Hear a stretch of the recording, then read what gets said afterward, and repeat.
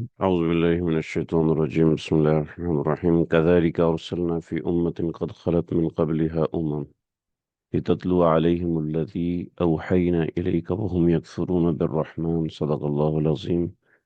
ہمارے سبق کا آغاز سورہ رعد آیت نمبر 30 سے ہو رہا ہے۔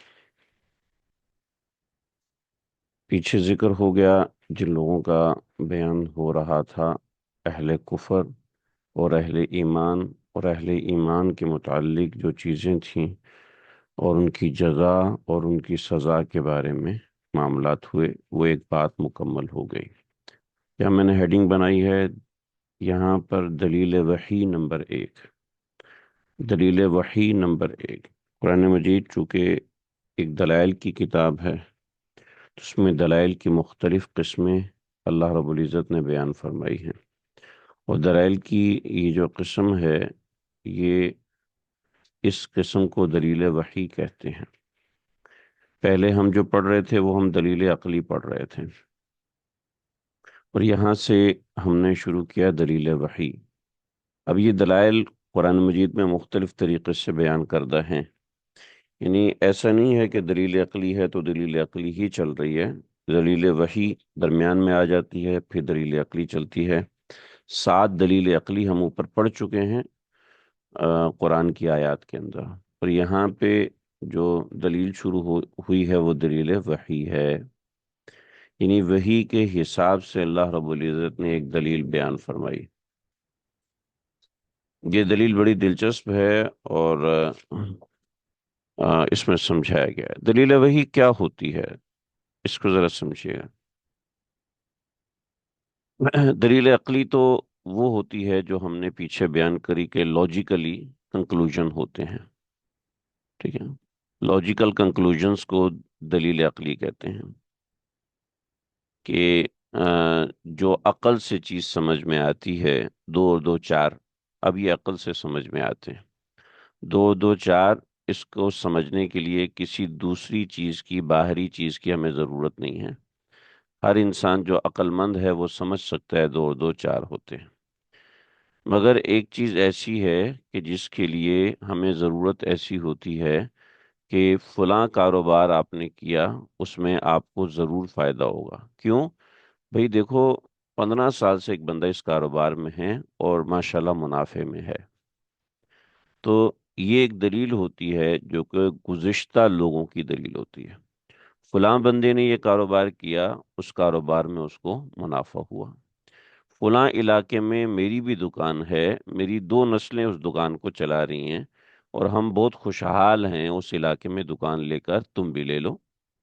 تو جیسے یہ دلیل کسی عقل سے ثابت نہیں ہو رہی، بلکہ کسی پرانی چیز سے ثابت ہو رہی ہے، اور اگر یہ ہم کہیں کہ یہ چھوٹی چھوٹی دلیلیں ہیں تو اس میں غلط نہیں ہوگا، لیکن اگر یہ کہا جائے کہ دیکھو بھائی، 1 لاکھ لوگ امریکہ چلے گئے اور ان میں 95,000 آج خوشحال ہیں، تو یہ بہت بڑی دلیل ہے، صحیح ہے نا؟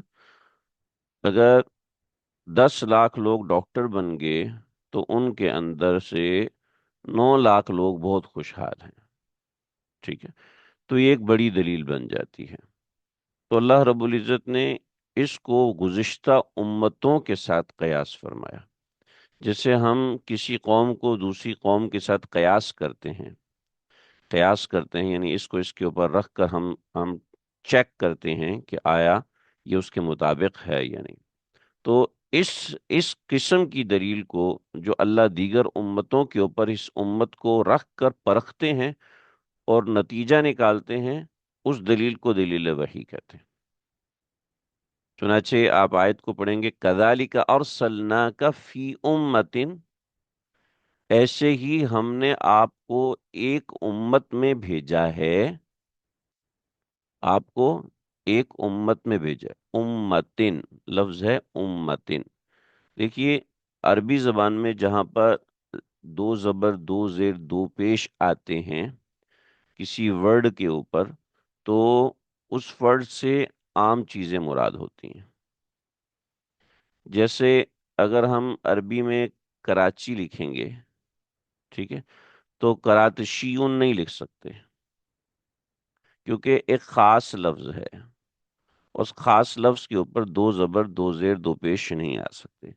یعنی ہم اردو میں پڑھتے ہیں، ایسے سمجھ میں نہیں آئے گا، اردو میں پڑھتے ہیں نکرہ اور معرفہ، معرفہ اور نکرہ، ٹھیک ہے، تو جو نکرہ ہوتا ہے اس نکرہ کے اوپر دو زبر دو زیر دو پیش آتی ہے، اور معرفہ کے اوپر دو زبر دو پیش دو زیر نہیں آتے۔ آپ نے قرآن مجید میں کہیں بھی نہیں دیکھا ہوگا مکتن، مکتن آپ نے کہیں بھی نہیں پڑھا ہوگا قرآن مجید کے اندر، ٹھیک ہے۔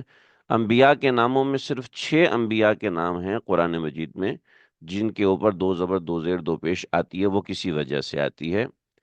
اس کے علاوہ جتنے بھی نام ہیں، موسیٰ، عیسیٰ، ابراہیم، ٹھیک ہے، اس کے اوپر آپ کو کہیں بھی دو زبر دو زیر دو پیش نظر نہیں آئے گی، پورے قرآن کو گو تھرو کر لیں۔ البتہ آپ صلی اللہ علیہ وسلم کا نام گرامی اس میں گرامی ہے، اس کی خصوصیت کی وجہ سے کچھ چیزیں ایسی ہوتی ہیں، 9 قسم کے اوصاف ہوتے ہیں جن کی وجہ سے دو زبر دو زیر دو پیش نہیں آتی۔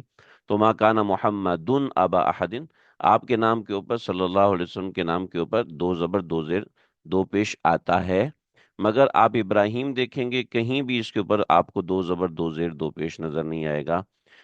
یعقوب دیکھیں گے کبھی بھی اس کے اوپر دو زیر دو زبر دو زیر دو پیش نہیں آئے گا۔ یوسف کا پڑھیں گے تو اس کے اندر آپ کو نہیں آئے گا۔ تو یہ بات سمجھ لیں، تو یہ میں نے ایک سمجھانے کے لیے مثال دی۔ تو امتن، جہاں پر دو زیر دو زبر دو زیر دو پیش آ رہا ہے، اس کا مطلب ہے کہ اس سے عمومی چیز مراد ہوتی ہے۔ ایسی ایک اور نشانی، وہ لفظ جس کے اوپر الف لام آ جائے، ٹھیک ہے، اس سے بھی خصوصی چیز مراد ہوتی ہے، نکرہ مراد نہیں ہو سکتا۔ تو جہاں پر دو زبر دو زیر دو پیش ہوتے ہیں تو وہاں پہ نکرہ مراد ہے۔ نکرہ کا کیا مطلب ہوتا ہے؟ نکرہ کا مطلب یہ ہوتا ہے کہ ہم اس کے ترجمے میں ایک چیز کا اضافہ کرتے ہیں، کوئی بھی، کوئی بھی، یعنی کوئی بھی کا لفظ اضافہ کرتے ہیں۔ بھئی کوئی بھی بندہ میرے ساتھ آ جائے، لیکن میں کہتا ہوں فیض بھائی آئیں، تو اس کا مطلب ایک خاص فرد مراد ہے، معرفہ مراد ہے۔ اب لوگ بور ہو رہے ہوں گے، لیکن یہ سمجھنا ضروری ہے، لغت کی چیزیں ہیں، ہم نے اس کو الگ سے نہیں پڑھا، تاکہ ہم جب پریکٹس میں آئیں تو خود ہی ہم اس کو ایڈجسٹ کرتے رہیں گے، ساتھ ساتھ دیکھتے رہیں گے۔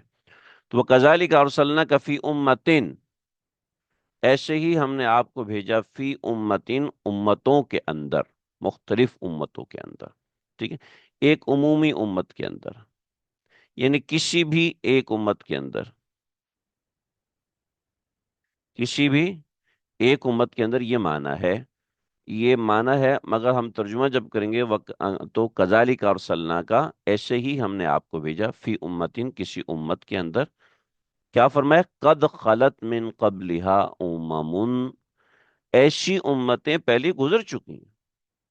ایسے نہیں کہ یہ بڑے کوئی خاص قسم کے لوگ تھے، اسپیسیفائڈ قسم کے لوگ تھے، اور جناب میرے جیسا بندہ تو کائنات میں پیدا ہی نہیں ہوا، آپ جیسے ہزاروں بندے پیدا ہو چکے ہیں جی۔ جی جو میں نے ایکسپیرینس کیا نا، وہ کسی کو ہو نہیں سکتا، ارے آپ سے بڑھ کے لوگوں کو ہوا ہے، یہ سمجھایا گیا۔ تو کوئی امت اپنے آپ کو خاص نہ سمجھے، کوئی فرد اپنے آپ کو خاص نہ سمجھے، کہ اللہ رب العزت نے جیسے آپ کو پیدا کیا ایسے ان لوگوں کو پیدا کیا، جیسے آپ کے ساتھ اللہ نے معاملہ کیا ویسے ہی آپ جیسے ہزاروں لوگوں کے ساتھ اللہ نے معاملہ کیا، آپ کوئی خاص نہیں ہو کہ آپ کے ساتھ البتہ چونکہ آپ کے ساتھ معاملہ ہوا تو آپ کو ایسا لگتا ہے کہ آپ کوئی خاص قسم کے آدمی ہو، آپ کوئی خاص قسم کے لوگ ہو۔ تو امتیں، یہ بات ذہن میں رکھیں کہ جیسے آپ لوگ ہیں ویسے ہی آپ سے پہلے لوگ تھے، اور ویسے ہی آپ کے بعد بھی لوگ آئیں گے۔ چنانچہ انسان اپنے آپ کو سمجھ، یار یہ میرے ساتھ کیوں ہو رہا ہے، میرے ساتھ ہی ایسا کیوں ہو رہا ہے؟ بھی آپ اکیلے کے ساتھ نہیں ہوا، اور بہت سے لوگ ہیں۔ بھی میرا بچہ ہی اندھا کیوں ہے؟ آپ کا بچہ اندھا کیا مطلب ہے؟ بھئی اللہ نے اور بھی تو بچے اندھے پیدا کیے ہیں، پوری کائنات میں اکیلا آپ کا بچہ ہے؟ جی میرے گھر میں یہ پریشانی کیوں آئی؟ اکیلے آپ کے گھر میں بلکہ آپ سے زیادہ گھروں میں پریشانی آئی۔ آپ سے زیادہ لوگوں کو تکلیفیں آئیں۔ چنانچہ یہ ایک کلوز آپ سمجھ لیجئے، ایک حصہ آپ سمجھ لیجئے، وَكَذَلِكَ أَرْسَلْنَاكَ فِي أُمَّةٍ قَدْ خَلَتْ مِنْ قَبْلِهَا أُمَمٌ۔ ٹھیک ہے جی، یہ سمجھ میں آ گیا۔ اب درمیان میں اس چیز کو کاٹیں، وَكَذَلِكَ أَرْسَلْنَاكَ فِي أُمَّةٍ، وَكَذَلِكَ أَرْسَلْنَاكَ یہاں تک لیں، اور درمیان کی چیز کاٹ دیجئے، اس کو آپ بریکٹ میں ڈال دیجئے، سمجھ لیں کہ ہم نے بریکٹ میں ڈالا اس کو سمجھنے کے لیے۔ جی الحمدللہ ہمیں فخر ہے، مگر یہاں جو دلیل دی جا رہی ہے اس دلیل کے حساب سے بات ہو رہی ہے۔ تو کذالک ارسلنا کا، ہم نے ایسے ہی آپ کو بھیجا ہے، ٹھیک ہے، آپ کو بھیجا ہے۔ آپ کو بھیجا کیوں ہے، درمیان میں بات آ گئی، اس کو جملہ مترجہ کہتے ہیں، یعنی بھائی ضرور آنا، ضرور، اور وہی والے کپڑے پہن کے آنا، ٹھیک ہے۔ تو آ، دعوت میں آنا ہے آپ کو، اور بچوں کے ساتھ آنا ہے، وہی والے کپڑے پہن کے آنا۔ اب یہ جو وہی والے کپڑے پہن کے آنا، یہ درمیان میں جملہ مترجہ ہے، یہ درمیان میں ایک الگ سے بات ہے، ورنہ جملے کی کنیکٹیوٹی یہ ہے کہ آپ نے آنا ہے، اپنے بچوں کے ساتھ آنا ہے، اور فلاں فلاں کو لے کے آنا ہے، ایسے ایسے آنا۔ درمیان میں ایک بات اس نے کر دی کہ بھئی وہ چیز بھی لے کر آنا۔ تو ایسے ہی فی امتن قد خلت من قبلہا امم، آیت کو سمجھنے کے لیے، آیت کی تفہیم کے لیے آپ اب آگے آئیں کہ آپ صلی اللہ علیہ وسلم کو جو امت کے اندر بھیجا گیا ہے، اس کے پیچھے ایک مقصد ہے، اور وہ مقصد کیا ہے؟ وہ مقصد، پہلا نمبر ایک، تلاوت آیات، نمبر دو، درس توحید، اس چیز کو بیان فرمایا، لِتَتْلُوَ عَلَيْهِمْ، تاکہ آپ ان کے اوپر تلاوت کریں، لِتَتْلُوَ عَلَيْهِمْ، آپ ان کے اوپر تلاوت کریں، اور ہوا ربی، قل ہوا ربی لا الہ الا ہو، توحید کے درس کو بیان کریں۔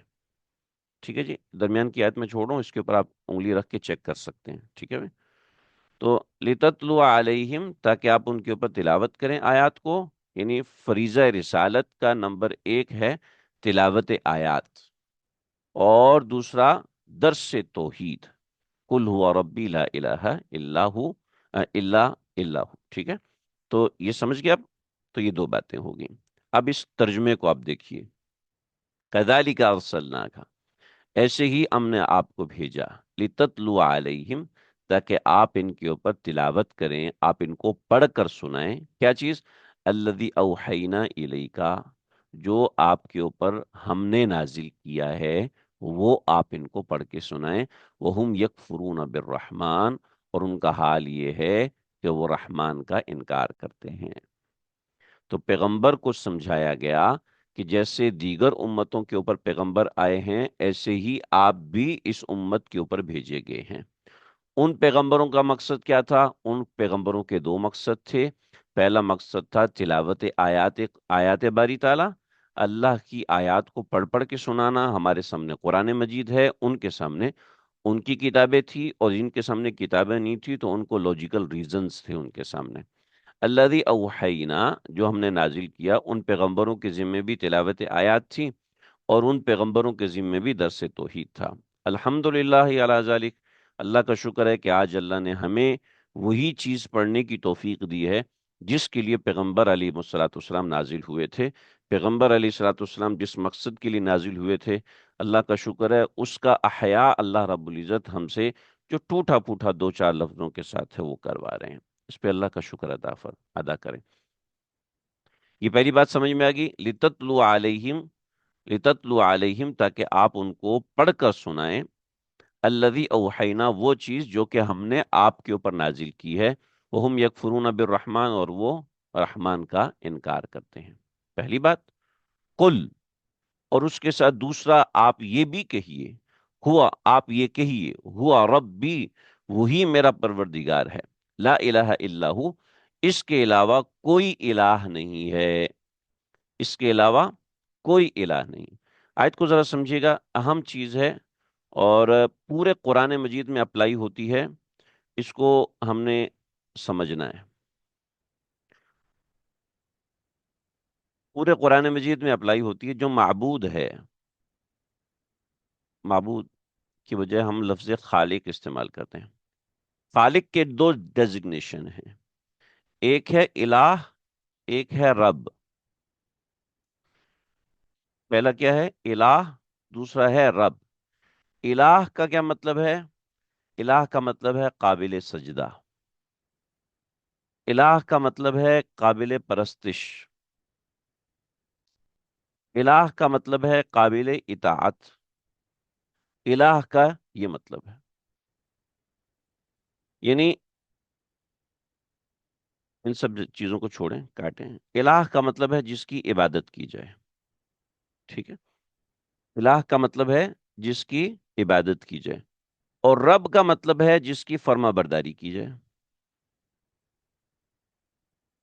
ठीक है जी। रब की फर्मा बरदारी की जाती है। अब इसका माना क्या है? इलाह का माना ये है कि जो हमें पैदा करने वाला है, हमें बड़ा करने वाला है,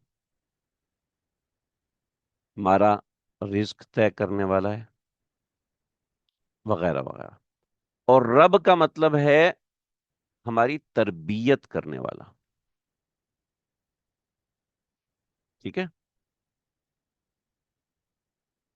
मुश्किल सी चीज है, लेकिन आप लोगों को जब समझ में आए तब हाँ करें, ताकि फिर मैं आगे बढ़ूं। क्योंकि ये समझ लो, आप अगर ये लफ्ज समझ गए तो आप समझ लें आप 10% कुरान समझ गए। तो ये 10%, मेरे हिसाब के मुताबिक, मेरे अंदाजे के मुताबिक, हिसाब तो नहीं, मेरे अंदाजे के मुताबिक आप 10% समझ गए अगर आप इस बात को समझ गए। इलाह का मतलब है काबिल इबादत जात। ठीक है। और रब का मतलब है तरबियत करने वाला। भाई माशाल्लाह, नहीं मुझे बताया कि समझ में आ गया आप लोगों को कि नहीं आया? हम्म। नहीं, रब का मतलब देने वाला नहीं, इलाह का मतलब देने वाला। रब का सिर्फ एक मतलब है, रब्बा युरब्बी, तरबीब, तरबियत करने वाला, छोटे से बड़ा करने वाला। छोटे से, इलाह में सब आते हैं, मगर इलाह के माना में बहुत तवस्सु है। इलाह का मतलब रज़ाक है। इलाह का मतलब फत्ताह है। इलाह का मतलब अलीम है। इलाह का मतलब काबिज है, बासित है। इलाह में ये सारे मतलब आते हैं। मगर रब में सिर्फ एक मतलब आता है, रब्बा युरब्बी, तरबीब, तरबियत करने वाला, छोटे से बड़ा करने वाला। इसलिए कहते हैं उलमाए रब्बानी।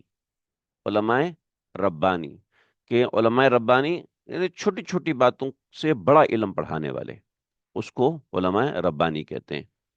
आ, जैसे हम कहते हैं रब्बिरहमहुमा कमा रब्बयानी सगीरा। ए अल्लाह, आप उन पर रहम फरमाइए जैसे उन्होंने, रब्बयानी जैसे उन्होंने मुझे छोटे से बड़ा किया। रब्बयानी सगीरा, रब्बयानी बड़ा किया, सगीरा जब मैं छोटा था। ठीक है। तो रब्बिरहमहु, चुनाचे फिरौन ने जो दावा किया था, अना रब्बुकुमुल आला, फिरौन ने अना इलाहुकुमुल आला का दावा नहीं किया, अना रब्बुकुमुल आला। यहां बात समझ गए? इससे अगला स्टेप समझे। मुसलमान उलूहियत में मार नहीं खाता। इलाह होने के हवाले से मुसलमान मार नहीं खाता। यानी आपको कोई के 1 करोड़ दूंगा, मुझे एक सजदा कर दो। ठीक है। मुझे यकीन है कि कोई सच्चा मुसलमान तो सजदा नहीं करेगा, बल्कि ये कहूँ ना कि कोई कच्चा मुसलमान सजदा करे वो भी नहीं करेगा। ठीक। कच्चा मुसलमान सजदा नहीं करेगा। कोई कहे मुझे 1 करोड़ देता हूं एक सजदे के एवज, मुझे कर दो, नहीं करेगा। ठीक है। मुझे पूरी उम्मीद है कि नहीं करेगा। मैं यकीन नहीं कह रहा, क्योंकि हमने देखा है कि और मामलात होते हैं। लेकिन कोई कहे कि भाई तुम मुझे बता दिया करो, मैं तुम्हें पैसे दे दिया करूंगा। ठीक है। तो मुसलमान रब होने के हवाले से मार खा जाता है। रब होने का मतलब है काम बनाने वाला। ठीक है। रब काम बनाने वाला, मुश्किल में काम आने वाला, तरबियत करने वाला, रब में ये माना है। तो हम कहते हैं काम बनाने वाला तो डॉक्टर साहब भी है, काम बनाने वाला تو پولیس والا بھی ہے، کام بنانے والا تو جج بھی ہے، کام بنانے والا تو فلاں بھی ہے، کام بنانے والا تو فلاں بھی ہے۔ تو مسلمان مار کھا جاتا ہے رب کے سلسلے میں، مسلمان الوہیت کے سلسلے میں مار نہیں کھاتا۔ اس کو منہ پہ تھپڑ مارو، اٹھاؤ، تیرا رب کون ہے؟ وہ تیرا خالق کون ہے؟ وہ کہے گا اللہ۔ تیرا رب کون ہے؟ وہ کہے گا اللہ۔ الوہیت میں وہ مار نہیں کھاتا، مگر جب ربوبیت پہ بات آتی ہے، کام بنانے میں بات آتی ہے، تو اس وقت مسلمان مار کھا جاتا ہے۔ چنانچہ فرعون یہی کہتا تھا، میں تمہارا رب ہوں، کیوں؟ کیونکہ میں تمہیں پیسے دیتا ہوں۔ میں تمہارا رب ہوں کیونکہ میں تمہاری مشکلات آسان کرتا ہوں۔ میں تمہارا رب ہوں کہ میں یہ کرتا ہوں، یہ کرتا ہوں، یہ کرتا ہوں، یہ کرتا ہوں۔ نمرود کے کھوپڑے میں بھی یہ بات نہیں آئی تھی، حالانکہ وہ پوری دنیا کا سب سے بڑا بادشاہ تھا نمرود۔ اس کے کھوپڑے میں بھی یہ بات نہیں آئی تھی کہ رب اور الہ میں کیا فرق ہے۔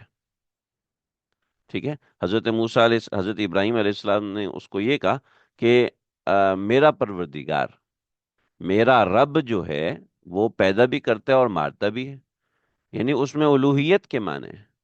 وہ کہتے ہیں انا احیی و امیت، میں بھی مارتا ہوں، میں بھی زندہ کرتا ہوں۔ ٹھیک ہے، تو لیکن حضرت ابراہیم اس کے کھوپڑے میں یہ بات ڈالنا چاہتے تھے کہ تیرے رب میں الوہیت کا معنی نہیں ہے، اس کے رب ہونے میں الوہیت کا معنی ہے۔ تو اس نے ایک بندے کو زندہ رہنا تھا، اس کو مار دیا۔ جس نے تو حضرت جس نے مرنا تھا اس کو چھوڑ دیا۔ تو حضرت ابراہیم علیہ السلام نے پھر اس کو یہ نہیں کہا یا یہ تو پھر سانپ بھی کرتا ہے، کسی کو چھوڑ دیا تو اس کا مطلب اس نے اس کو چھوڑ دیا، اس کو زندگی دے دی۔ کسی کو مار دیا تو اس کا مطلب ہے اس نے اس کی زندگی لے لی۔ یہ کام تو سانپ بھی کرتا ہے، یہ کام تو گولی بھی کرتی ہے۔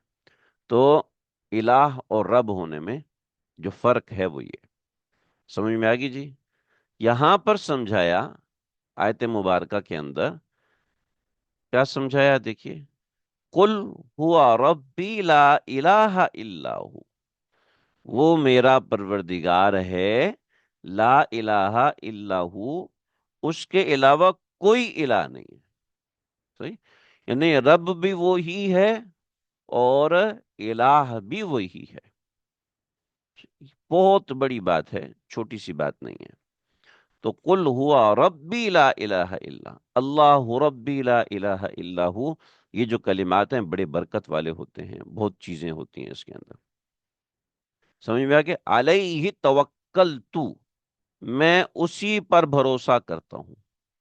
علیہ توکل، اسی پر میں بھروسہ کرتا ہوں۔ وہ الیہ متاب، اور اسی کے پاس میرا ٹھکانہ ہے۔ اسی پہ میں بھروسہ کرتا ہوں اور اسی ذات کے پاس میرا ٹھکانہ ہے۔ پیچھے میں پڑا لفظ مآب، مآب واپسی لوٹنے کی جگہ کو کہتے ہیں، اور متاب بھی واپسی پہ لوٹنے کی جگہ کو کہتے ہیں۔ ٹھیک ہے، تو واپسی لوٹنے کی جگہ کو متاب کہتے ہیں، اسی کے پاس میرا ٹھکانہ ہے۔ ٹھیک ہے، اسی کے پاس میرا مرجع ہے۔ مرجع کا لفظ استعمال ہوتا ہے، لیکن ہمارے بہت سے ساتھی عربی اردو ایسی نہیں سمجھتے، تو مرجع رجوع سے نکلا ہے۔ رجوع کا مطلب ہے واپس لوٹ کر آنا، وہ جو تصویر میں نے آپ کو دکھائی تھی وہی مراد ہے۔ سمجھ گئے جی؟ ترجمہ سمجھ گئے؟ لا الہ الا اللہ، آپ لوگ سمجھ گئے ہوں گے، لیکن مجھے کوئی اتنا مزہ نہیں آیا، پتہ نہیں کیا مسئلہ ہے۔ کتاب اور معاب میں کیا ایک ہی بات ہے؟ متاب اور معاب ایک ہی بات ہے جی۔ ٹھیک ہے، متاب بھی وہی معنی رکھتا ہے، متاب بھی وہی معنی رکھتا ہے، کوئی فرق نہیں۔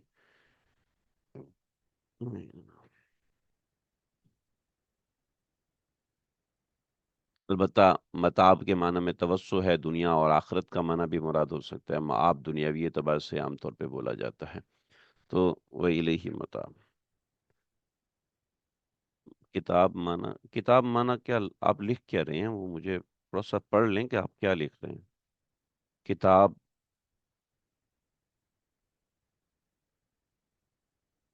متاب معنی جنت جہنم، اچھا متاب معنی جنت اور جہنم، نہیں نہیں نہیں، الیہ متاب، اسی کے پاس میرا لوٹ کر جانا ہے۔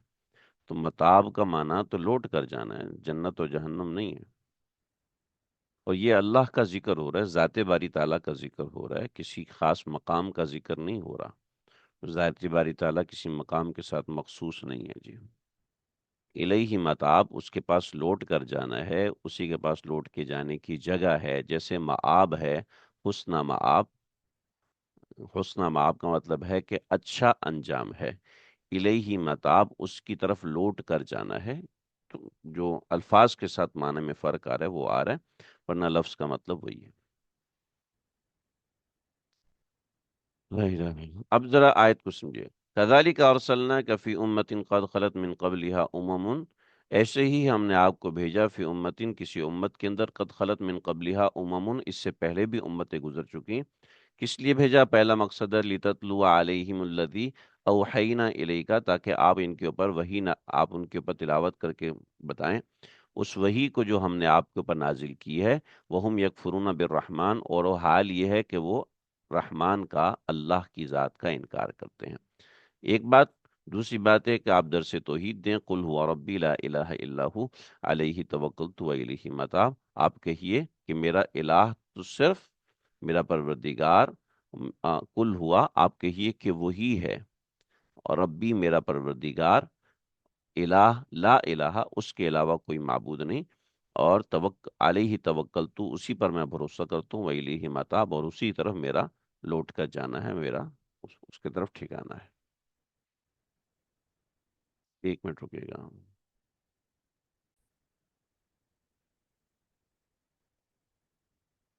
یہاں پر وہم یکفرون بالرحمن جو ہے، اہل کفر کا حال بیان کیا ہے۔ ان کی آیت ہم نے سمجھ لی ہے، صرف یہ جو چیز ہے یہ اس کا بیان، اس کو ذرا سمجھیے گا۔ وہم یکفرون بالرحمن، اس کے دو کانٹیکس ہیں۔ وہم یکفرون بالرحمن کے حوالے سے یہ بات آئی کہ یہ آیت صلح حدیبیہ کے موقع پر یہ والا حصہ نازل ہوا، اور بعض حضرات کے نزدیک مکہ میں ہی نازل ہوا۔ صلح حدیبیہ کے اوپر نازل ہوا یا مکہ میں نازل ہوا، ان دونوں کے حوالہ جات میں نے حاشیے میں دیے ہوئے ہیں، آپ اس کو پڑھ سکتے ہیں۔ صلح حدیبیہ کے موقع پر جب صلح حدیبیہ لکھا جا رہا تھا تو حضرت سہیل بن عمر یہ بھی مسلمان نہیں ہوئے تھے۔ حضرت سہیل بن عمر، انہوں نے شروع میں جو معاہدہ لکھا جا رہا تھا، تو لکھنے والے سیدنا علی مرتضیٰ تھے، جیسا کہ بخاری میں ہے۔ وہاں پر لکھا گیا کہ یہ معاہدہ محمد رسول اللہ صلی اللہ علیہ وسلم کی طرف سے سہیل بن عمر کے درمیان ہے۔ تو سہیل بن عمر نے وہاں پر آپ کے نام کے ساتھ رسول اللہ صلی اللہ علیہ وسلم کٹوا دیا۔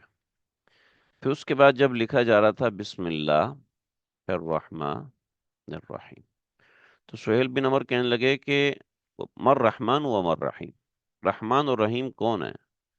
ہم تو صرف یمامہ کے رحمان کو جانتے ہیں۔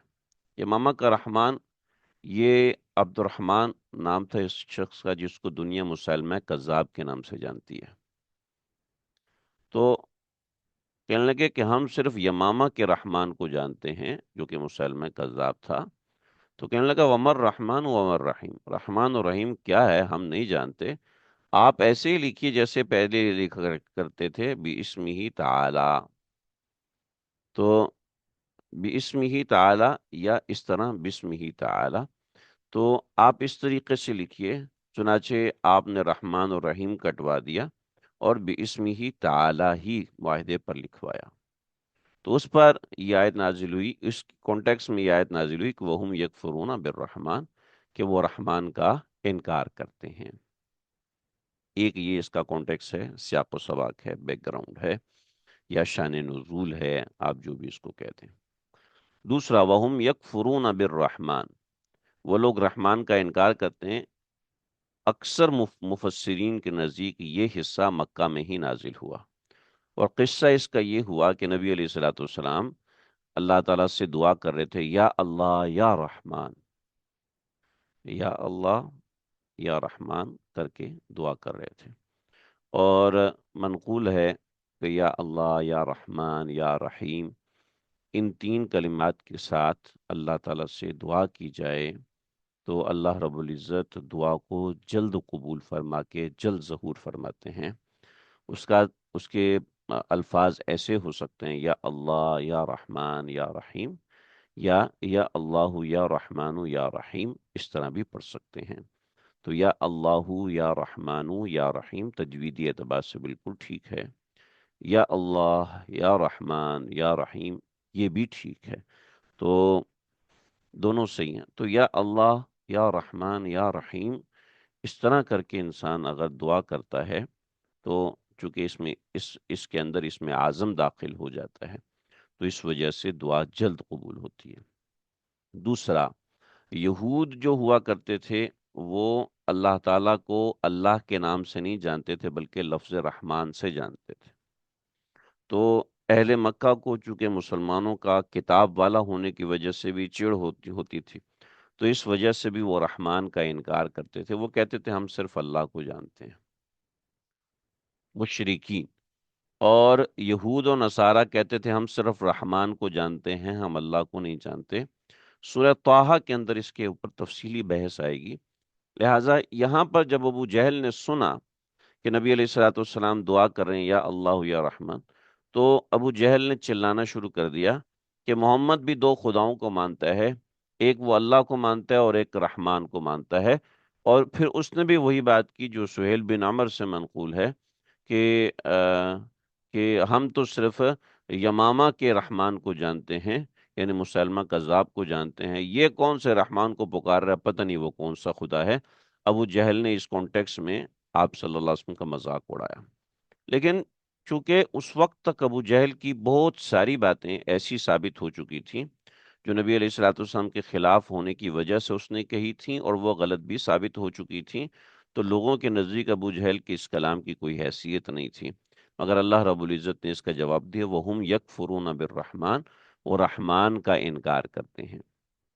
تو اس کے حوالے سے جو ضروری اور موٹی تفصیل ہے وہ میں نے یہاں پر درج کر دی ہے، آپ حضرات آسانی کے ساتھ اس کو دیکھ سکتے ہیں، اور اس کا اسکرین شاٹ لے لیجئے گا، ورنہ میں انشاءاللہ اس کو بھیج دوں گا۔ وَهُمْ يَكْفُرُونَ بِالرَّحْمَٰنِ یہ ابن جریر اور ابن حاتم کے حوالے سے میں نے اس میں لکھا ہے، اور بغوی ہی کے مطابق یہ صورت بالکل مکی ہے، اور ایک مرتبہ رسول اللہ صلی اللہ علیہ وسلم یا اللہ یا رحمان کہہ کے دعا فرما رہے تھے، ابو جہل نے سن لیا اور مشہور کر دیا کہ محمد صلی اللہ علیہ وسلم دو معبودوں کو پکارتے ہیں۔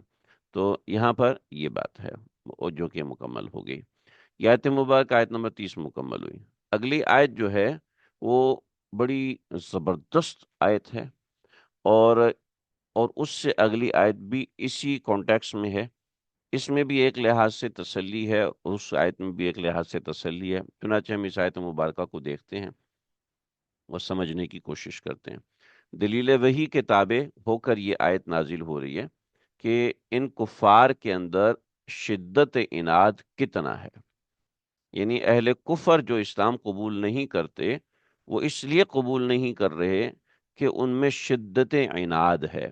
ایسا نہیں ہے کہ وہ ریشنل بیسڈ ہو کے سوچ رہے ہیں، جو شخص ریشنل بیسڈ ہو کے سوچتا ہے وہ کبھی بھی اسلام سے دور نہیں جاتا۔ اچھا، آپ کو مزے کی بات بتاؤں، آج کل ملحدین بھی یہی دعویٰ کر رہے ہوتے ہیں، جو ایتھیسٹ ہیں وہ بھی یہی دعویٰ کر رہے ہوتے ہیں کہ آپ ریشنل بیسڈ ہو کے سوچو گے تو آپ کو الہاد ہی سمجھ میں آئے گا، حالانکہ ان کی ایک بات میں بھی ریشنلٹی نہیں ہے، ہر بات ان کی صرف اور صرف کنفیوزنگ ہوتی ہے، اس کے علاوہ کوئی ان کی بات کے اندر ریشنلٹی نہیں ہوتی۔ ان کی بات اگر کوئی ایسا مسلمان سنتا ہے جو کہ قرآن و حدیث پر عبور رکھتا ہے، اس کو خود ہی سمجھ میں آتا ہے کہ اس کی بات کے اندر اتنے کلوز مس ہو رہے ہیں کہ اس کی بات صرف کنفیوژن پیدا کرنے کے لیے اور کوئی بھی نہیں ہے۔ چنانچہ میں پہلے بھی آپ حضرات سے کئی مرتبہ کہہ چکا ہوں، اور پھر یہی کہتا ہوں، آپ لوگ اس بات کو ذہن میں رکھیں کہ ملحدین جیسے ہم سے سبق پڑھتے ہیں، تو سبق کے درمیان ہمارے ایک صاحب ہے جن کا بیٹا ان سے اس طرح کی ڈیبیٹ کرتا ہے، تو خاص طور پر وہ میرا مخاطب ہیں، اس کے علاوہ عام لوگ بھی ہیں، کہ اس نوعیت کے لوگوں کے پاس سوائے اشکال کے، سوائے کنفیوژن کے اور کچھ بھی نہیں ہوتا، کوئی دلیل نہیں ہوتی ان کے پاس۔ چنانچہ ان کے پاس اگر کچھ ہے تو وہ عناد ہے، عناد کے علاوہ، بغض کے علاوہ اور کچھ بھی نہیں ہے جو حقیقت کی بنیاد بنتا ہو۔ چنانچہ یہاں اللہ رب العزت نے اسی حقیقت کو بتایا ہے کہ صرف ان کے پاس عناد ہے، اس کے علاوہ کچھ بھی نہیں ہے۔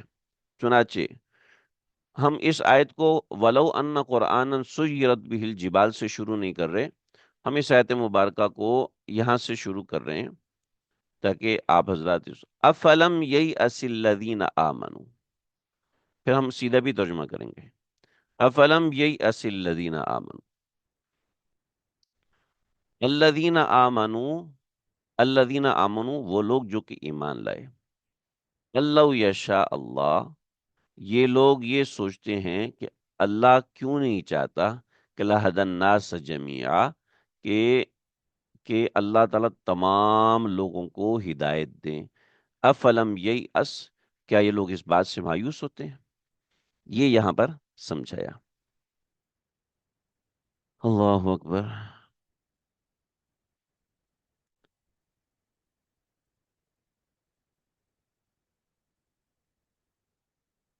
افلم ییأس الذین آمنوا اللہ یشاء اللہ لہد الناس جمیعا، کہ مسلمان، یہ میں مفہوم سمجھا رہا ہوں، ہم آگے اس کا ترجمہ سمجھتے ہیں۔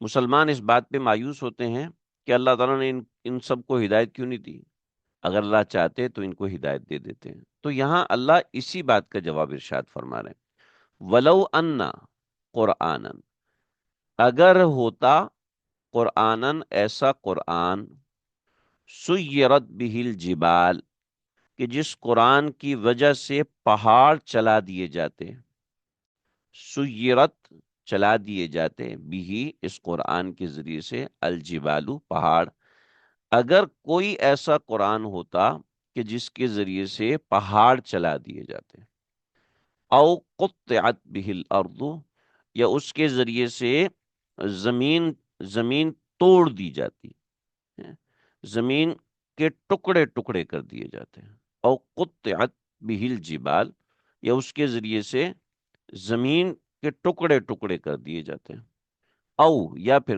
کلم بہ الموتا، یا قرآن کے ذریعے سے مردوں سے بات کی جا سکتی، تب بھی یہ لوگ ایمان نہیں لے کر آتے، تب بھی یہ لوگ ایمان لے کر نہیں آتے۔ ٹھیک ہے، یعنی قرآن میں ایسی کرامت ہوتی۔ چنانچہ حضرت ماجدی صاحب رحمۃ اللہ تعالی علیہ نے اس کے تحت یہ بات لکھی ہے جو بڑی اہم ہے، میں چاہتا ہوں آپ لوگ اس کو پڑھیں اور سمجھیں، کیونکہ یہ مشکل ترین مقامات میں سے ہے، ایسے سمجھ میں نہیں آتا۔ یعنی بالفرض اس قرآن میں یہ سب مؤثرات خارجی جمع کر دیے جاتے ہیں، مؤثرات خارجیہ، ایک مؤثرات داخلی ہوتا ہے، یعنی اثر داخل ہوتا ہے۔ کیا مطلب ہے؟ آپ لوگ اس وقت قرآن مجید کو جو پڑھ رہے ہیں، سمجھ رہے ہیں، تو آپ کے دل پہ جو اثر ہو رہا ہے یہ اثر داخلی ہے۔ جب آپ قرآن مجید کو اس امید کے ساتھ پڑھتے ہیں کہ مجھے اس میں سے ہدایت ملے گی، جب آپ قرآن مجید کو اس دل سے پڑھتے ہیں کہ یہ اللہ کا کلام ہے، اس میں میرے لیے پیغام ہے، اس میں میرے لیے راستہ ہے، تو آپ کو اس سے فائدہ ہوتا ہے۔ تو یہ مؤثر داخلی ہے، اور مؤثر خارجی یہ ہے کہ میں پڑھوں چھف اور وہ اڑ کے چلا جائے، الحمدللہ رب العالمین چھف، سارا درد ختم ہو گیا، میں قل ہو اللہ پڑھ کے پھونکوں جناب جن کا اثر ختم ہو گیا، یہ مؤثرات خارجی ہیں۔ ٹھیک ہے، یعنی خارج میں قرآن کا اثر ہو، خارج میں قرآن کا اثر ہو، کہ سامنے والا بم چلا رہا ہے، میں پڑھوں لا الہ الا اللہ چھف، اس کا بم ویسے ڈسپوز ہو جائے، یہ مؤثر خارجی۔ تو قرآن مؤثر خارجی نہیں ہے، قرآن مؤثر داخلی ہے، یہ اللہ نے واضح کر دیا سب جگہوں پر۔ لہذا قرآن مؤثر داخلی ہے، کبھی کبھی مؤثر خارجی بھی ہوتا ہے، مگر اس کا تعلق معجزے کے ساتھ ہے، اس کا تعلق کرامت کے ساتھ ہے، اس کا تعلق اس نوعیت کی چیزوں کے ساتھ ہے، مگر اصلاً قرآن مؤثر داخلی ہے، مؤثر خارجی نہیں ہے، یہ بات یاد رکھیے۔ اگر کوئی فاتحہ پڑھ رہا ہے، دم کر رہا ہے، پھر بھی اثر نہیں ہو رہا، تو کوئی ایسی بات نہیں ہے، ایسا ہونا کوئی ضروری نہیں ہے۔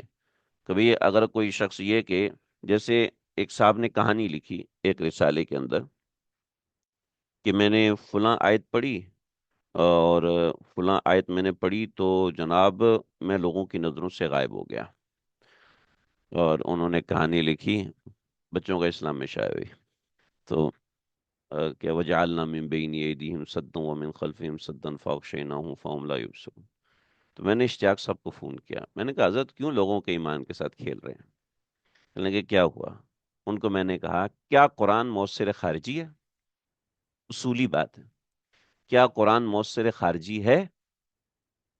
میں نے کہا اس کا کیا مطلب ہے؟ میں نے ان کو سمجھایا کہ آپ کی طرف ایک گولی آ رہی ہے، آپ کو آیت الکرسی پڑھ کے دم کرو وہ گولی غائب ہو جائے، تو کیا قرآن مؤثر خارجی ہے؟ قرآن مؤثر خارجی نہیں، قرآن مؤثر داخلی ہے کہ آپ عقیدہ رکھو کہ میں صبح و شام تینوں کل پڑھوں گا، انشاءاللہ اللہ میری حفاظت کریں گے، اور حفاظت نہیں کی تو اس کا مطلب ہے کہ کوئی خاص وجہ ہے، یہ نہیں کہ میں نے قرآن پڑھ لیا تو اس کا مطلب میرے دائیں بائیں دیوار لگ گئی۔ جیسے ہمارے مؤذن صاحب تھے، مؤذن صاحب شریف صاحب، وہ پورا سینہ پھلاتے ہیں نا تو 19 انچ بنتا ہے، میں نے گنا نہیں ہے ویسے بتا، تو وہ بیچارے ایم کیو ایم کا زمانہ تھا، تو اس کے اندر انہوں نے کوئی کھال اٹھائی ہوئی تھی، جا رہے تھے، تو ایک آیا اس نے کنپٹی پہ اس کے گن رکھی، گن رکھ کے کہنا اے مجھے دے دو، تو وہ کہنے لگے تم گولی چلاؤ مجھے کچھ نہیں ہوگا، میں نے صبح سورہ یاسین پڑھی ہے۔ اس نے اس کو لات ماری، ان کے ہاتھ سے سامان وامان چھینا اور لے کے چلا گیا، کہتا دیکھا میں نے کہا تھا مجھے کچھ نہیں ہوگا۔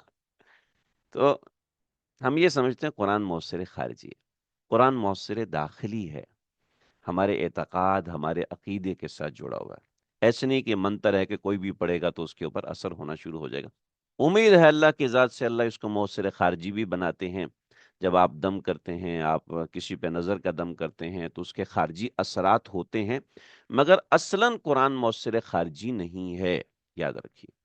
عقیدہ یہ ہے کہ قرآن مؤثر خارجی نہیں ہے، اللہ کی ذات سے امید ہے کہ کہاں کہیں ضرورت ہو تو مؤثر داخلی بھی ہو جائے گا، جیسے کہ آپ قرآن پڑھ رہے تھے، ابو جہل آپ کے اوپر اوجری لے کر آیا، پتھر لے کر آیا، تو اللہ رب العزت نے ایک دیوار سامنے کھڑی کر دی، مؤثر خارجی ہو گیا۔ ایک آدمی نے نماز پڑھی، اس میں دعا پڑھی اللہ کہ اما یجیب المضطر اذا دعا، تو ایک فرشتہ آیا جس کا نام ہیزوم تھا، اس بندے نے اس قاتل کو وہیں پہ قتل کر کے 2 ٹکڑے کر دیے، مؤثر خارجی۔ مگر مؤثر خارجی ہونا یہ ہمارے عقیدے کا حصہ نہیں ہے، یعنی ضروری نہیں ہے کہ ہر جگہ قرآن مؤثر خارجی، کسی جگہ مؤثر خارجی ہو سکتا ہے، تو اصلاً قرآن مؤثر خارجی نہیں ہے۔ مطلب یہ ہے کہ چھت گر رہی ہے اور ایک کافر بیٹھا اور ایک مسلمان بیٹھا ہے، تو مسلمان کے سر پہ بھی چھت گری، کافر کے، لیکن مسلمان کو کچھ بھی نہیں ہوا کیونکہ وہ قرآن پڑھ رہا تھا، ایسا نہیں ہے۔ ٹھیک، کوز اینڈ افیکٹ کی دنیا ہے، کوز اینڈ افیکٹ کے اندر مؤثرات خارجیہ اپنے اپنے معاملے کے اعتبار سے ہوتے ہیں، ایسا نہیں ہے کہ اصل قرآن میں مؤثرات خارجیہ داخل ہیں۔ یہ بات آپ لوگوں کو سمجھ میں آ گئی؟ کنفیوز تو نہیں ہو رہے بھائی؟ جی بیرونی اثرات، لیکن اس کے لیے جو ٹرمینولوجی استعمال ہوتی ہے وہی، جب بھی مؤثر حقیقی جب بھی مؤثر حقیقی یہ خوارق بالکل نہیں ہے، یعنی جب بھی ہوگا مؤثر حقیقی ہوگا، مؤثر خارجی ہونا ضروری نہیں ہے۔ توفیق ہدایت تمام تر اللہ کے ہاتھ میں، اور عادت اللہ یہ ہے کہ طالب کو توفیق مل جاتی ہے اور معاند محروم رہتا ہے۔ ٹھیک ہے جی، جو طالب بن کے آتا ہے یعنی اندرونی اثرات لینے کی کوشش کرتا ہے اس کو مل جاتا ہے، جو اندرونی اثرات سے ہٹ کے ہوتا ہے اس کو یہ نہیں ملتا۔ بہت سارے مسلمان اب بھی اپنی سادہ دلی سے یہ تمنا کیے ہوئے ہیں کہ ان خوارق کا ظہور کسی طرح ہو جاتا تو کفار شاید ایمان لے ہی آتے، تو ان کے جواب میں ارشاد ہوا کہ تم اب بھی ان کے تعصب اور عناد کے اتنے مشاہدات کے بعد یہ امید لگائے بیٹھے ہو کہ فاطر کائنات ناظم فطرت کی مشیت اگر کہیں یہ ہوتی کہ ہر انسان کو اس کی طرف سے کسی طلب اور کسی صلاحیت کے وجود کے بغیر از خود ہدایت ہو جائے تو ان سب کو بھی استرار ہدایت نصیب ہو جاتی، لیکن جب اس نے اس عالم کو عالم ابتلا بنا رکھا ہے، ہر مکلف کے لیے طلب ہدایت لازمی رکھی ہے، تو اب ان معاندین کے لیے ایمان کی توقع عبث ہے، یہ سمجھایا جا رہا ہے۔ ٹھیک ہے جی، اس کی بنیادی جو اصول ہے وہ میں نے آپ حضرات کی خدمت میں ذکر کیا۔ وَلَوْ أَنَّ قُرْآنًا سُيِّرَتْ بِهِ الْجِبَالُ، اگر اس سے پہاڑ چلانا شروع کر دیے جاتے، او قطعت بہ الارض، اور اس سے زمین پھٹ جاتی، او کلم بہ الموتى، یا اس کے ذریعے سے مردوں سے باتیں کی جاتی، تب بھی یہ لوگ ایمان لے کر نہیں آتے۔ یہ جو ترجمہ ہے تب بھی یہ لوگ ایمان لے کر نہیں آتے، یہ بریکٹ میں آپ لکھیں گے، ورنہ آپ کو اس آیت کا ترجمہ قطعاً سمجھ میں نہیں آئے گا، بریکٹ میں لکھیں گے۔ بل للہ الامر جمیعا، بلکہ تمام احکام کا فیصلہ اللہ کے پاس ہے، سارے کے سارے اختیارات اللہ کے پاس ہیں۔ ہاں، جب اللہ چاہتا ہے تو مؤثر حقیقی کر دیتا ہے، خارق عادت کر دیتا ہے، جب اللہ چاہتا ہے خارق عادت سے ہٹ کے کرتا ہے۔ یہ تو اللہ کے پاس اس چیز کا اختیار ہے، ٹھیک ہے۔ افلم ییأس الذین آمنوا، افلم ییأس الذین آمنوا، کیا مسلمانوں کو اس بات نے مایوس نہیں کیا کہ کہ اللہ یشاء اللہ، کہ اگر اللہ چاہتے تو لہدی الناس جمیعا، اللہ تعالیٰ سب کے سب لوگوں کو ہدایت دے دیتے۔ اللہ تعالیٰ چاہتے تو اللہ سب کو ہدایت دے دیتے، کہ اللہ زبردستی ہر بندے کو مسلمان بنا دیتے۔ اگر اللہ چاہتے تو ایسا ہو جاتا، لیکن اللہ رب العزت نے ایسا نہیں کیا۔ تو اس کا ایک واضح مطلب ہے، واضح مطلب کیا ہے؟ واضح یہ مطلب ہے کہ اگر آپ کو ہدایت پانی ہے تو ہدایت آپ کی محنت، آپ کی طلب پر موقوف ہے، آپ کی کوشش پر موقوف ہے۔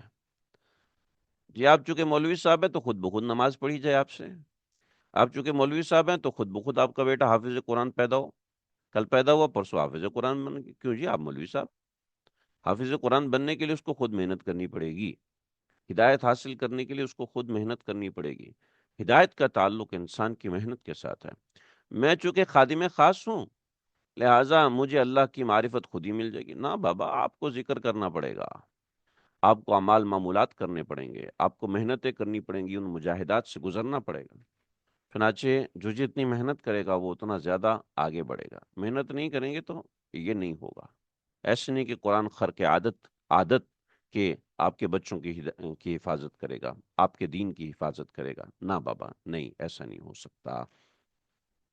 وَلَا يَزَالُ الَّذِينَ كَفَرُوا تُصِيبُهُمْ بِمَا صَنَعُوا قَارِعَةٌ، یہاں پر ان کے ضد اور اناد کا ذکر ہے، چونکہ ان اہل کفر میں ضد ہے، اناد ہے، بغض ہے، نفرت ہے، تو اللہ رب العزت اس بغض اور اناد کی بنیاد پر فرما رہے ہیں وَلَا يَزَالُ الَّذِينَ كَفَرُوا، وَلَا يَزَالُ الَّذِينَ كَفَرُوا، وَلَا يَزَالُ کا لفظ جو ہے اس کا ترجمہ ذرا سمجھ لیجئے گا کہ یہ ہماری عربی کتابوں میں کثرت سے آتا ہے اور قرآن مجید میں بھی کثرت سے آتا ہے۔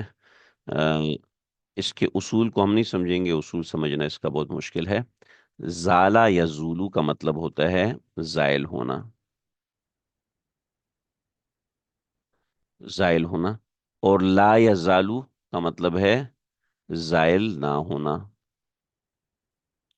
لیکن اگر اس کا ترجمہ ہم یوں کریں کہ ہمیشہ رہے گا،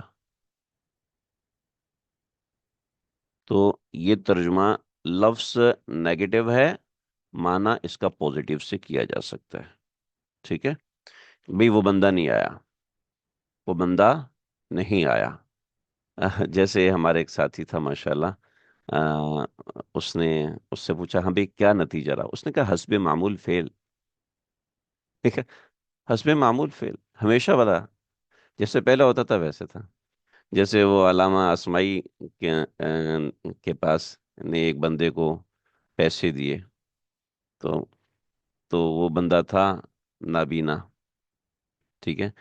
ایک آنکھ اس کو معذرت، ایک کانا تھا، ایک آنکھ سے نظر آتا تھا، ایک آنکھ سے نظر نہیں آتا تھا۔ تو اس نے کہا آپ مجھے ایک ایسی دعا دیں کہ جو دعا بھی ہو اور بد دعا بھی ہو، دعا بھی ہو اور بد دعا بھی ہو۔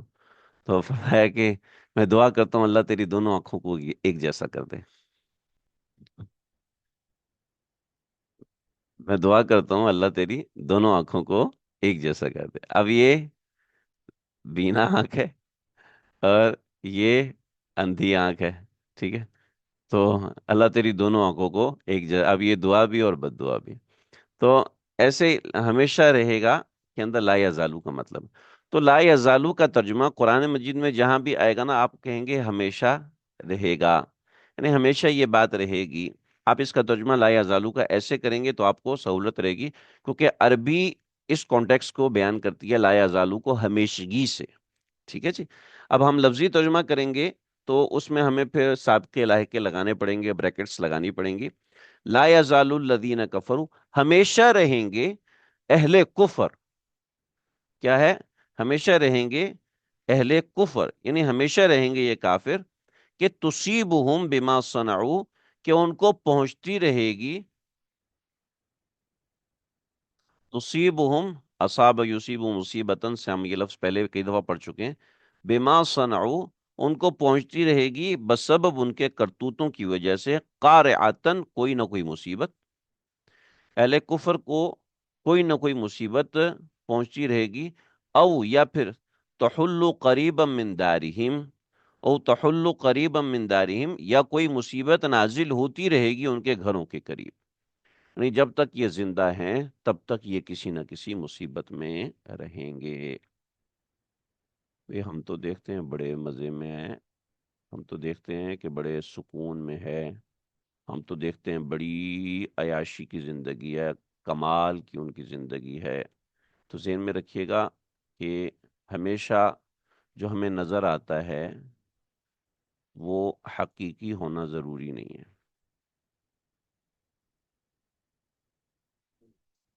ہمیں جو نظر آتا ہے وہ حقیقی ہونا ضروری نہیں ہے. میرا مشاہدہ 100% سچ ہونا ضروری نہیں ہے. ٹھیک ہے. دیکھیے، اگر واقعی ایسا ہوتا تو کافر کبھی بھی مسلمان نہ ہوتے. اگر واقعی ایسا ہوتا تو کافر کبھی بھی مسلمان نہ ہوتے. ہم دیکھتے ہیں ایک بڑی تعداد کفار کی مسلمان ہوتی ہے. ٹھیک ہے. اور جب وہ مسلمان ہوتی ہے تو میں نے یہ دیکھا ہے 90% لوگ جیسے ہی کلمہ پڑھتے ہیں تو وہ رونے لگتے ہیں. میں خود اس کیفیت سے نہیں گزرا، مگر میں نے ایسے لوگوں کی کیفیت دیکھی. میں مسجد حفصہ میں تھا، وہاں پر ایک فیملی آ کے میں مسلمان ہوئی. تو وہ مسلمان جب ہوئی تو میں تھوڑا سا پریشان ہوا. میں نے کہا یہ ان کے مجھے امپریشنز جو ہیں وہ اوریجنل نہیں لگ رہے. مجھے جو لوگ مسلمان ابھی تک ہوئے ہیں، مجھے وہ اور طرح کے نظر آئے، یہ اور طرح کے نظر آئے.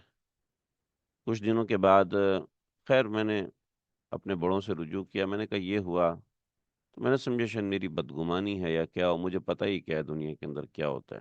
لیکن مجھے وہ اندر سے بات کھٹکتی رہی. کچھ دنوں کے بعد جس فیملی نے اسلام قبول کیا تھا، ان کی ایک بچی، تقریباً اس کی عمر 20 سال ہوگی، اور ان کی والدہ، یہ دونوں ہمارے گھر پہ آئے کہ بھی ہمیں پناہ چاہیے، ہم کہاں جائیں وغیرہ وغیرہ. تو میں نے اپنے حضرت سے رابطہ کیا. نے کہا ان سے کہ سب سے پہلے تو یہاں سے نکلیں. ٹھیک ہے، یہ سب سے پہلے یہاں سے نکلیں اور ہمارے پاس نہ آئیں. اور آپ جائیں بنوری ٹون جائیں یا ادھر ادھر بھیجا. پتہ چلا کہ ان کا کوئی چکر تھا تو گھر سے نکلے تھے، اور ہمیں دکھانے کے لیے انہوں نے اسلام قبول کیا تھا، اور کچھ ایسے ایسے معاملات تھے. یہ بعد میں پتہ چلا. خیر یہ تو ایک جملہ مترجہ ہو گیا. تو جب کوئی کافر مسلمان ہوتا ہے تو اس کی کیفیت ہی تبدیل ہو جاتی ہے. اس کی کیفیت تبدیل، اللہ تعالیٰ ایسا وقت لے کے آئے کہ آپ کے ہاتھوں پر بھی لوگ مسلمان ہوں تو آپ کو وہ کیفیت اپنی آنکھوں سے دیکھنے کا موقع ملے گا جو مجھے موقع ملا. تو ایسے لوگ ہوتے ہیں. اچھا، پھر کوئی معاند کہتا ہے کہ ہم دیکھتے ہیں کہ بہت سے مسلمان بھی تو کافر ہو رہے ہیں. جی بالکل ہو رہے ہیں، اس بات سے انکار نہیں ہے. مگر کون مسلمان ہو رہے ہیں؟ 90% وہ لوگ ہیں جو کہ ناراض ہیں، اپنے ماں باپ سے ناراض ہیں، اپنے مقدر سے ناراض ہیں، اپنے کسی وجہ سے ناراض ہیں، غصہ ہو کے انہوں نے اسلام چھوڑا ہے. کوئی ایسا بندہ نہیں ہے مسلمانوں میں جو ریشنل بیسس پر مسلمان اسلام کو چھوڑ کر گیا ہو. کوئی ایسا نہیں ہے، آج تک کوئی ایسا نہیں ہے. تقریباً میں نے جن جن لوگوں نے 40 سال اہل کفر سے ڈیبیٹ کی، جو وہ ایکس مسلم سے ڈیبیٹ کرتے ہیں، تو ان کے پاس ایک ریزن ریشنلٹی بیس نہیں ہوتا کہ ہم نے کیوں چھوڑا. اس لیے چھوڑا کہ وہ ایک ٹراما سے گزرے، ایک ٹراما سے گزرے، ایک ٹراما بیئر کیا. اس سے ان کو یہ لگا کہ بھئی ایسا کیوں ہے جی، اللہ تعالیٰ جو ہے وہ، چنانچہ ایک بندہ آیا کہنے لگا میرا دل چاہتا ہے اسلام چھوڑ دوں، کیوں کیوں؟ اگر اللہ ہوتا تو اہل فلسطین پہ اتنے ظلم کیوں ہوتے ہیں؟ میں نے کہا اہل فلسطین تو اسلام نہیں چھوڑ رہے، آپ چھوڑنے کو تیار بیٹھے ہیں، کیا بےہودگی بے وقوفی ہے؟ اگر اللہ ہوتا تو فلسطین والوں پہ ظلم نہ ہوتا، اس کا مطلب اللہ نہیں ہے؟ تو میں نے کہا وہ تو اسلام چھوڑنے کو تیار نہیں ہے اور آپ چھوڑنے کے لیے تیار بیٹھے ہیں، جن کے بچے ان کی آنکھوں کے سامنے مر رہے ہیں، شہید ہو رہے ہیں، وہ تو اسلام پہ پکے جمے ہوئے ہیں، اور آپ ہیں کہ اسلام چھوڑنے پہ تیار ہیں، انہی کی وجہ سے جو اسلام کے نام پہ قربانی دے رہے ہیں۔ خیر ایک لانگ ڈبیٹ ہے۔ تو تو اہل کفر بے چینی میں رہتے ہیں، ایک بے چینی ان کے سر پہ مسلط رہتی ہے، ایک بے چینی ان کو اپنے ساتھ لگا کے رکھتی ہے۔ چنانچہ کتنی گندی زندگی ہے، پریشان ہو شراب پیو، ٹھیک ہے، پریشان ہو پھر شراب پیو، پھر شراب پیو، پھر شراب پیو، پھر شراب پیو، پھر شراب پیو، پھر تو شراب سے کوئی فائدہ نہیں ہوتا، اب اس میں گولی ڈالو، ٹھیک ہے، پھر اس میں گولی ڈالو، پھر 2 گولیاں ڈالو، پھر 3 گولیاں ڈالو، پھر 4 گولیاں ڈالو، اب اس سے کام نہیں چل رہا تو اب شیشہ پیو، ٹھیک ہے، اب اس سے کام نہیں چل رہا تو اب آئس پیو، اس سے کام نہیں چل رہا تو یہ سب ہو جاتا ہے۔ جو مسلمان یہ کرتا ہے اصل میں وہ اسلام سے دور ہونے کی بنیاد پہ کرتا ہے، کیونکہ اس کے پاس کوئی راستہ نہیں ہے، کوئی روٹ کاز نہیں ہے اس کے پاس لائف گزارنے کے لیے۔ حتی یأتی وعد اللہ، یہاں تک کہ اللہ کا وعدہ نہ آ جائے۔ ان اللہ لا یخلف المیعاد، اللہ اپنے وعدے کے خلاف نہیں کرتا۔ یہ عام مسلمانوں کو سمجھایا، اب پیغمبر صلی اللہ علیہ وسلم کو سمجھا رہے ہیں۔ وَلَقَدِ اسْتُهْزِئَ بِرُسُلٍ مِّن قَبْلِكَ، آپ سے پہلے بھی پیغمبر ہیں، ان کا انکار کیا گیا، ان کا مذاق اڑایا گیا، یہ تسلی دی ہے آپ صلی اللہ علیہ وسلم کو۔ فَأَمْلَيْتُ لِلَّذِينَ كَفَرُوا، لیکن میں نے ڈھیل دی ہے ان لوگوں کو جنہوں نے کفر کیا۔ ثُمَّ أَخَذْتُمْ، پھر میں نے ان کو پکڑا ہے۔ فَكَيْفَ كَانَ عقاب، اور کیسا تھا پکڑنا، یعنی کیسا تھا میرا عذاب، یعنی بڑا ہی سخت میرا عذاب تھا، وہ ساری دنیا جانتی ہے۔ یہاں تک بات ہوگی تسلی کے حوالے سے، ایمان والوں کو اور پیغمبر صلی اللہ علیہ وسلم کو اور اہل کفر کے عناد کا بیان ہوا ان آیات کے اندر، اور یہ بنیادی چیزیں ہوئی ہیں۔ وقت ہمارا کافی زیادہ ہو گیا، آج کا سبق اتنا ہی ہے۔ یہ 3 آیات ہیں، ان کو سمجھیے، سیکھیے، کچھ اس میں مشکل ہو تو وہ بتائیے گا، کوئی سوال ہو تو وہ گروپ میں آپ کر سکتے ہیں۔ اگلی دلیل عقلی نمبر 8 سے شروع ہوگا، افمن ہوا قائم علی نفس بما کسبت، انشاءاللہ پیر کو ہم اس کو پڑھیں گے، سیکھیں گے۔ لا الہ الا اللہ۔ کوئی سوال ہو، کسی بھی نوعیت کا سوال ہو، چبھتا ہوا یا پھر دماغ میں خلش بنا رہا ہو، تو آپ لوگ وہ سوال ضرور کیجیے۔ صلی اللہ تعالی علی خیر خلقہ محمد و آلہ وصحبہ۔